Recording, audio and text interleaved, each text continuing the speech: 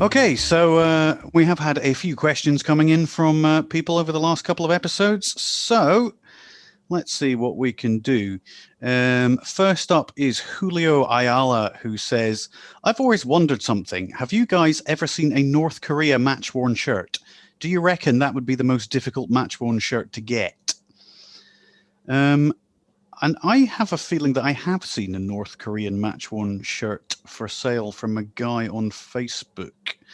I've worn two in collections, and fingers crossed, if the person still remembers, I have one that I have first dibs on. See, I don't think it would be the most difficult match-worn to get, really, No. because they swap shirts presumably with players, and they play a lot of games. You're going to be far more difficult trying to get some of the Oceania nations, or probably even some of the smaller Asian nations, really. I think the problem is just like contacting the players is impossible. Contacting the on impossible. I did try a while ago. I think that it was one of the England kit man of some description is on Twitter. I did ask him when I noticed he was playing in a tournament. It might have been like a women's under-16 team or something. He was at some sort of tournament where North Korea were there, and I was like, "Oh, if you get a chance, if you could nab a shirt," but he didn't get back to me, or at least he didn't get back to me with a shirt. He did say he'd do his best, but. I think it's doable, but I think in terms of if you were to sit at your computer and think, right, how am I going to do this? I wouldn't know where to start. Whereas everywhere else, you would start by, harassing them on social media. And they have had players in Europe. But exactly, I think it's a bit exaggerated to think how fenced off these players are. They're not too fenced off. Like I know two North Korean match-worn shirts floating around in Germany because one of their players, the North Korean Rooney, as he was called, Chong Tae-se, actually played in my city in Cologne for 2 seasons. And I know people who knew him, and he was quite a nice bloke, and he gave away shirts to guys. And I also personally know a North Korean national team player, actually, from my time in Konifa, because there was a United Koreans in Japan team, and one of the guys played in the World Cup in South Africa for North Korea in all 3 matches. And half of the team, roughly, at the time was based in Japan, or that guy even played in South Korea his entire career, but played for the North Korean national team. So yes, the players that are playing for clubs in North Korea, you will never get contact to them, but there are actually at least 10 that aren't, that are playing in Japan or South Korea. Okay, so that's quite a comprehensive answer for Julio. We've got Christopher Chetwood, who is he your neighbour, Nick? Yeah, I see him every morning now because when he takes his kids to school, Brilliant. Well, every day. He says, I'd love to hear what organization systems you implement for your shirts. Alphabetical, FIFA ranking, color, autobiographical. So personally, I used to be a librarian, so mine are all pretty well ordered, and it's by confederation and then by alphabetical order. And then when you've got duplicates from the same country, it's in date, order, home, and then away. I've always quite fancied the idea of doing it by color. Because you could make a great rainbow, I think, really, apart from maybe the lack of kind of purple shirts. Although I do have one purple shirt. But yeah, I do think it would be a bit of a nightmare if you're like, oh my God, it's an emergency and I need to lay hands on my Comoros shirt. Because, these things do happen. You say that, you know what color it is. So you literally head straight for the greens. Yeah, you head straight for the greens, but then you're like, oh, I've got about 100 green shirts, so I do find that my way works better. Mine is very similar to yours. Kind of be like the intention is that it's by confederation. So I've got them in plastic boxes, all stacked up, and I've got them by confederation, alphabetical confederation, then alphabetical within it. But the problem is you then get a new stack of shirts, and it depends how much time you have as to whether you stick them in confederation and then. Can you be bothered to put them in alphabetical order within that? But the cool thing is you do end up with an amazing sort of bar graph of boxes. So I can look at it and go, in the Asian Confederation, I have 5 boxes of shirts, but in Oceania, I've only got 2. And it's brilliant. Which for a maths aficionado like yourself must be hugely pleasing. It is, yeah. It was great. Real life bar charts. Like who uses bar charts? Well, there you go. I used to do it the Nick way, but now I do it the Joe way. So I'm exactly having the same system as you actually now. Good lad. Yeah, I mean, do you have more shirts than I think you may have more than me? It certainly looks there like you've got an absolute ton. Do you know how many you have? It's around 500. That's about the same as me, I think. Yeah. Mine must be just more compressed than yours because my wardrobe is definitely not big enough for me to sit in doing a Zoomcast, unfortunately. And Adam arranges his by having, is it an Iceland shirt? Is it not an Iceland shirt? Not quite. My pouchy collection in comparison to your guys have only around 350 or so. It's not paltry by any. I mean, just shameful, really. So alphabetical, but because of, shall we say, space constraints, living in a flat, there's a bit of a split in terms of brand new ones go in some boxes under the bed, and ones that are either worn or second hand go into the cupboard, and then all the precious match on ones are hanging. Right. Okay. So I've got sort of 3 stacked, but they're all in alphabet. So aside from the match ones, like the 2 stack ones are alphabetical order, and then the match ones typically date by country, but they're not really in any great order, those, because I don't have as many. Except all the Icelands are together, all of them. They all go there. They are all special. We've got Patrick Monk who says, when looking for jerseys from countries like Kyrgyzstan, North Korea, or Mongolia, what are the do's and don'ts? And how do you rate social media for buying jerseys? Twitter, Instagram, People Facebook. like North Korea, don't they? Yeah, it seems to be a North Korea question day. What are the do's and don'ts when looking for those countries? I mean, I would have said verification. You know, you gotta find match pictures or match video. You know, if it's on eBay, it's not legit. You can guarantee that. Absolutely. I wouldn't have said it's quite as hard and fast as that, but yeah. I think for those ones, it's so easy for someone to put a badge on a shirt and go, "Oh, there you go, got a Turkmenistan shirt." Yeah, yeah. I mean, we've all seen that done. That is so slim. We've all seen that done. So, what are the do's and don'ts? How would you go about finding a Kyrgyzstan shirt? There needs to be a logical reason for the person to have it. Like Eric terms it as the motive for having a shirt. Like, if they can't give a decent explanation for why this person in, say, Australia randomly has a match-worn Kyrgyzstan shirt, then it's not going to be real. There's going to be many floating about. There's going to be very few replicas. That's it. Basically, as a rule of thumb, if it's coming from Australia, it's most likely to be a fake. Yeah. But funnily, that's exactly how I investigate if a shirt is real. Like on all these German classified ads, if somebody's selling a match-worn Afghanistan shirt, I never ask them to somehow send me a certificate of authenticity or something like that. I just ask them, where did you get it? Yeah. How on earth do you have an Afghanistan match-worn? And very often they say, look, I'm mates with the kidsman of that club and that non-league club, and they have a player who once played for Afghanistan, and then you can Google that. Yeah. And I mean, nobody's making up such a story. Yeah. Yet, until they see this Zoomcast. Of course, yeah. Now they will all do that. Damn. Yeah, I mean, that's it. I guess the do's would be ask questions, you know, because... And do your research, try to find match pictures, because there's a lot of times where people get a template and think, oh, that looks a bit like a Mongolia shirt.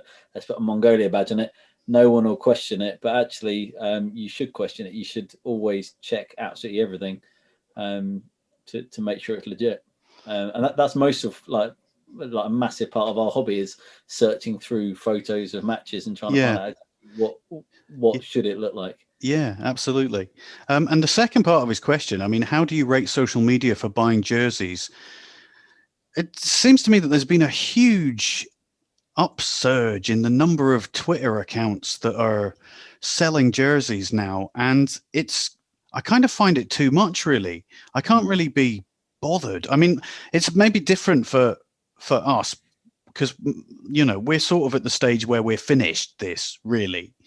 But if you're still kind of madly on the hunt, then I guess you might have more time to be searching through all these different Twitter accounts. But I personally very rarely buy shirts from Twitter sellers. It has happened, but it doesn't happen often. Facebook's a bit different because there are dedicated groups for match-worn shirts, and you're kind of, I don't know, there's a community there. You can kind of tell how reliable a seller is, and, you know, interesting things come up on those groups. I've bought from those Facebook groups quite a few times. Yeah, I think it depends. I very rarely buy from someone who's sort of set up a, you know, like these Depop sellers and things. Like if there's someone who's constantly selling shirts, I very rarely buy from them. There are a few, and there are some collectors in like Malaysia and Indonesia who have some fantastic stuff that I've bought from in the past. But these people who set up like shops on Twitter, I very rarely buy from them. But there are collectors that I will get. If I've got something in my mind that I want and I see it pop up, I'll go, "But I'm having that." Yeah. But as you said, we're at that stage now where we can pick and choose what we want because we're not after just tons of stuff. We are, you know, we're after sort of specific things. Yeah. I think I tend to agree to Joe. While I think Facebook is the worst social media for basically everything, it is definitely the best for football shirt collecting because you have some dedicated groups, and they will actually help you safeguarding to fall into the traps of buying fakes. I mean, I'm administrating a German collectors group with about 30,000 members, and as soon as a fake is popping up, I get about 10 notifications of people telling me, please delete this. So I'm not having to do that work, but the community is very active, looking for it. And I think that's working quite well. Yeah, that's great. Yeah. In terms of like the general stuff, like Facebook Marketplace is like all small ad sites, you're talking alternately brilliant and hopeless. Yeah.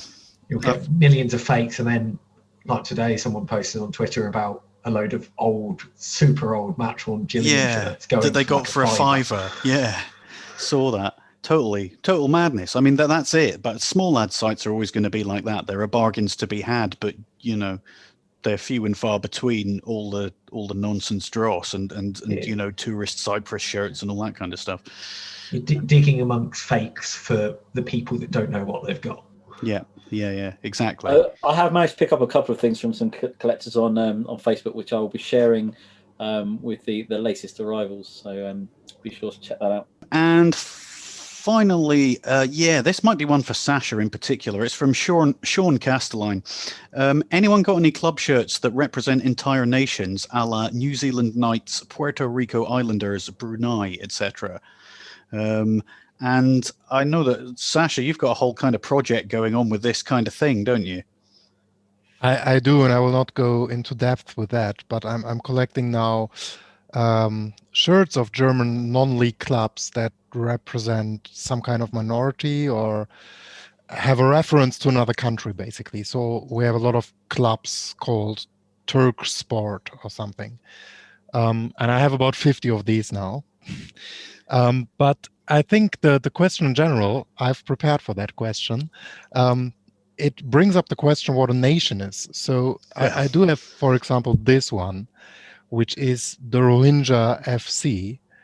But the Rohingya are also an ethnicity, a minority from Myanmar, who would consider themselves a nation. So they also have a representative national team, which is wearing the same shirt.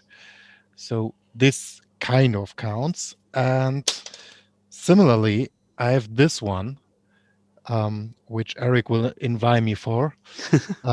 It's from FC Ryukyu. So that's the only club from the Ryukyu Islands who sometimes consider themselves as semi-independent or an own nation as well. It has a nice devil on the sleeve. For some unknown reasons. I got it from their coach, who's named Mr. Miyagi, which makes it even better. No, surely not. Then I have 2 shirts, which are from FC Kuressaare, which is a tiny club from the Estonian Premier League. And it comes with patches from the Estonian Premier League as well. And I do have them because they also are worn by the Saaremaa national team, which is playing in the Island Games. And that's just because Kuressaare is the capital of the island. And I have another one of them, which is even better because it used to have a name up there for the league matches. But when they used it at the Island Games, they just stitched over a patch of yellow fabric. And then last but not least, from that German shirt collection, I just got this, and I love it a lot. Oh, yeah. Yeah, it's great. It's from a club called FC Ezichan, which is representing the Yazidi people from Iraq and Syria. So again, I mean, this is an own minority and a nation of sorts, not a country in that sense. And they don't even have the name of the city they are based in anymore. So it's just FC Ezichan. They are based in the very north in Wilhelmshaven. So yeah, that kind of counts. The other ones, I didn't include all of them now. I mean, the one that came to mind for me, and I'm not sure. I've always found it a bit confusing when trying to research it, but I have a Gozo shirt, and you know, Gozo's an island off Malta, and they have had a national team They've disbanded it though, haven't they? At one point. Well, they seem to have, but they also had a team playing in the Maltese League, and I just couldn't. A separate league as well, haven't they? Gozo Premier League. I don't even pretend to understand Maltese football. There's clubs all over the shop. I don't know, but I'm not sure Gozo would be big enough to have a league. It's not big. I've been there. I think it's only a small one, but I think it does run. Right, Not maybe. sure how associated with the FA it actually is. Maybe, but if there's anyone out there who knows anything about the status currently of the Gozo national team, or whether that Gozo national team was the same team as the league team that played in the Maltese League, I would really like to know, because I have quite a nice, it's boring, but it's a purple area Gozo shirt, and I've never quite been able to work out exactly what it's all about. I just know that when I went to buy the Malta national shirt when I was in Malta, the guy was like, "Oh, if you like national shirts, then you're in luck because I have one of these and it's a Gozo shirt." And I was like, "Okay, fine, I'll buy it. Sounds good." But I've never been able to find out quite exactly what was going on there. The badge found someone he could sell that to. I think the obvious choices for that category would be San Marino Calcio, and I think you have a couple in Malaysia in the league, like a Brunei club, and I think even a Singapore club. I think Brunei DPPM play in Singapore. Yeah, so there are a few of these, and FC Andorra, of course. Yeah, I mean, representing the whole nation, but these are all club shirts, so naturally I don't own them. I mean, FC Vaduz from Liechtenstein play in the all the Swiss league, but I guess that's a different situation. Anyway, that's quite a nice answer there to Sean's question. So I do actually have a shirt, Brunei shirt, right here. This I got hold of ages ago. And for years I couldn't get a proper Brunei shirt, so I had this one. And as you can see by the patches on the sleeve, it's from when they played in the M League. And I believe, and I'm not an expert on Malaysian football, but I believe they won the cup that year wearing this shirt. So this is a weird case. I think that that this was the Brunei national team playing in the Malaysian league. I'm not sure if it's related to the current day Brunei team that's playing over there, but I sort of counted this as a national team until I managed to get a replacement for it.